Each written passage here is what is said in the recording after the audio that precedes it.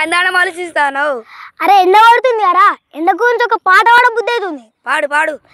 ఎందాకే ఎందాకే ఈ ఎండాలు ఎందాకే, దూరం తెలియని వర్షాలు ఉన్నాయే, నీళ్ళు దొరకక మేమేస్తే నీళ్ళు వృధా చేస్తారే, చెరువులు బావులు ఎక్కడివి నీళ్ళు దొరకకపోయేను, భూమి లోతుగా బోరేస్తే భూమికి గాయం చేస్తాం, వర్షం పడకపోతేనే భూమిలో నీరు ఎక్కడివే, అందుకే మనమంతాం చెట్లను బాగా పెంచాలి, మేఘాలను రప్పించాలి, వానలను కురిపించాలి, ఆనందంగా మనం ఉండాలి.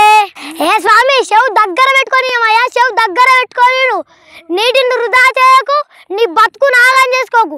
జై హింద్.